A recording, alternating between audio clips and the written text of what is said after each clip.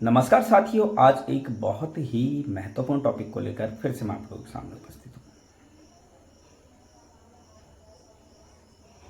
नमस्कार साथियों, आज एक बहुत ही महत्वपूर्ण टॉपिक को लेकर फिर से मैं आप लोगों के सामने उपस्थित हूँ।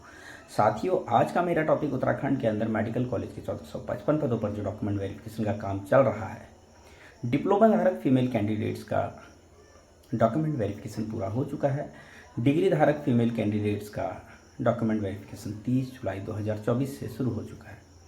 डॉक्यूमेंट वेरिफिकेशन का तीसरा दिन 1 अगस्त 2024।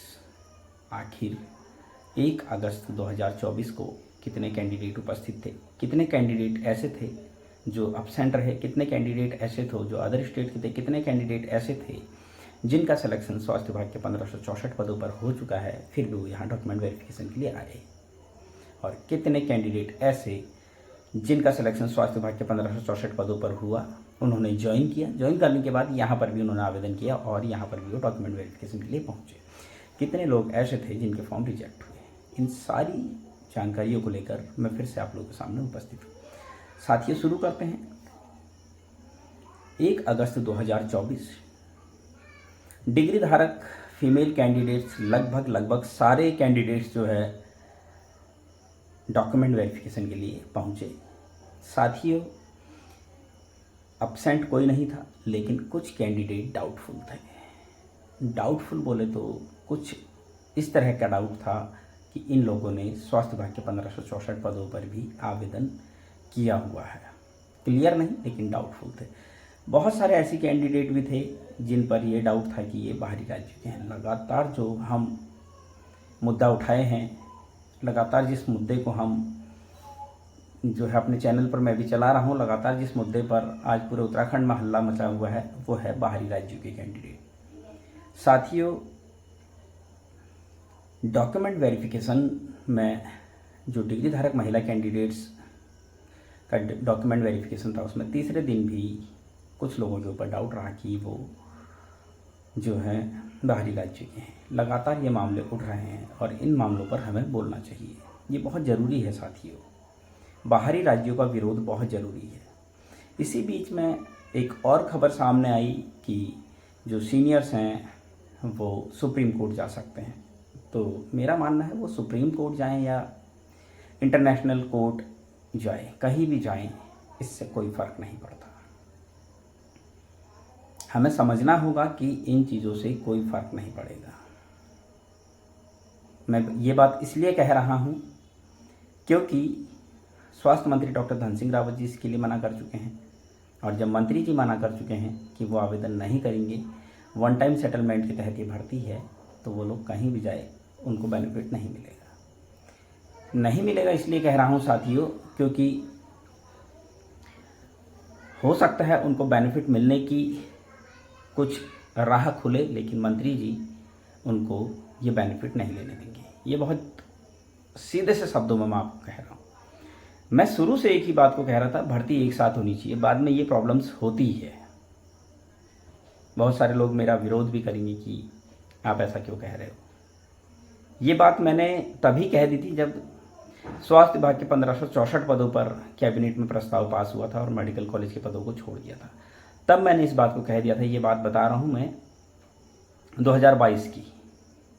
24 अक्टूबर 2022 को हाई कोर्ट का डिसीजन आया था, उसके बाद कैबिनेट में प्रस्ताव पास हुआ। उसके बाद मैंने ये बात कही थी कि ये भर्ती एक साथ होनी चाहिए, नहीं तो बाद में स्वास्थ्य विभाग के पदों पर भर्ती होगी तो यही लोग यहाँ भी अप्लाई करेंगे और उस समय दिक्कतें होंगी। उस समय लोगों को मजाक लग रहा था, लोग बड़ा ही हल्ला गुल्ला कर रहे थे कि नहीं, जानकारी बबलू को कुछ रहती नहीं है और फालतू की बकवास करता है।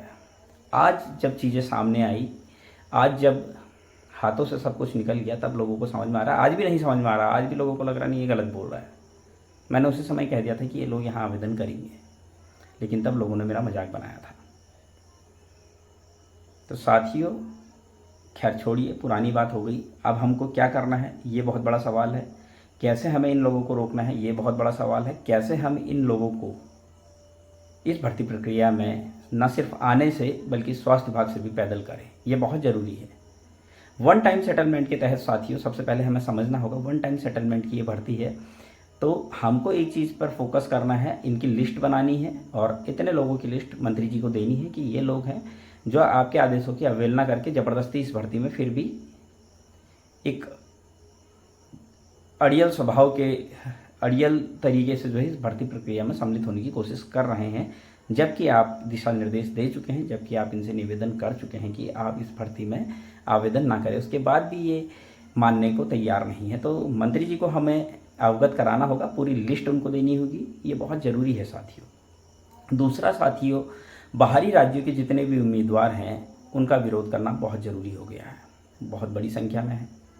बहुत ज़्यादा दिक्कत उत्तराखंड के बेरोजगारों के लिए कर सकते हैं। मैं आपको एक बात कहना चाहूँगा साथियों, अगर हम इनको निकालने में कामयाब हो जाते हैं, किस किस को, अदर स्टेट, फर्जी डॉक्यूमेंट्स और आपका जिनका चयन हो चुका है स्वास्थ्य विभाग के 1564 पदों पर, उन्होंने ज्वाइन किया नहीं किया, हमें नहीं लेना देना कुछ। हमने उनका ठेका नहीं ले रखा है कि उन्होंने ज्वाइन क्यों नहीं किया, उन्होंने दुर्गम की वजह से नहीं किया, किस वजह से नहीं किया हम नहीं जानते। जिसको विभाग ने ज्वाइनिंग नहीं दी वो अलग मुद्दा है, जिसने ज्वाइन नहीं किया उसको मेडिकल कॉलेज के 1455 पदों पर नहीं आने देना है। इस चीज़ को याद रखना, हर हाल में उनको रोकना है, क्योंकि उनकी वजह से किसी न किसी शख्स को 1 साल बैक जाना पड़ रहा है। 1 साल पहले नहीं तो उसको ज्वाइनिंग मिल जाती। तो इन लोगों ने ज्वाइन नहीं किया, इनकी जो बेवकूफ़ियाँ हैं उन बेवकूफ़ियों की सज़ा कोई और क्यों भुगते हैं, ये बहुत बड़ा सवाल है। ऐसे लोगों का विरोध करना है साथियों। ये जो भर्ती चल रही है इसमें एसआईटी जांच की मांग होनी चाहिए। स्वास्थ्य विभाग के 1564 पदों पर जो भर्ती प्रक्रिया हो गई है जिसमें फर्जी डॉक्यूमेंट्स, किसी ने अपनी डेट ऑफ बर्थ गलत तरीके से मेंशन की है, किसी ने अपने जो है नॉन अटेंडिंग जो है कोर्स किया हुआ है, जबकि वो कहीं ना कहीं रेगुलर एम्प्लॉय था। ऐसे सभी लोगों के खिलाफ सख्त से सख्त कार्रवाई करवाना बहुत ज़रूरी है, ताकि जो जेन्युइन लोग हैं, जो सही मायने में इन पदों के हकदार हैं, उनको उनका हक मिल सके। अगर हम इन चीज़ों को सही तरीके से लागू करवा देते हैं, बाहरी राज्यों के उम्मीदवारों को अगर हम इस भर्ती से निकलवा देते हैं, अगर फर्जी डॉक्यूमेंट्स वाले कैंडिडेट्स को हम इस भर्ती प्रक्रिया से बाहर करवा देते हैं, अगर जिनका चयन हो चुका है स्वास्थ्य विभाग के 1564 पदों पर उनको हम रोकने में कामयाब हो जाते हैं, तो मैं आपको निश्चित तौर पर इतना यकीन दिलाता हूँ कि स्वास्थ्य विभाग के 1564 पदों पर प्लस मेडिकल कॉलेज के 1455 पदों पर बहुत बड़ी संख्या में लोग आ जाएंगे। अब वेटिंग भी आएगी तो बहुत ज़्यादा संख्या में वेटिंग लिस्ट निकलेगी और निश्चित तौर पर डॉक्यूमेंट वेरिफिकेशन की एक और लिस्ट जारी होगी। ये निश्चित तौर पर जारी होगी अगर हम ये चीज़ें करने में कामयाब हो जाते हैं। उम्मीद करता हूँ साथियों कि हम इन चीज़ों पर ध्यान देंगे। उम्मीद करता हूँ हम हर एक उस शख्स का विरोध करेंगे जो गलत तरीके से इस भर्ती प्रक्रिया में सम्मिलित होने की कोशिश कर रहा है। हम हर एक उस व्यक्ति का, हर एक उस फर्जी व्यक्ति का विरोध करेंगे जो फर्जी तरीके से भर्ती में घुस चुका है या घुसने की कोशिश कर रहा है।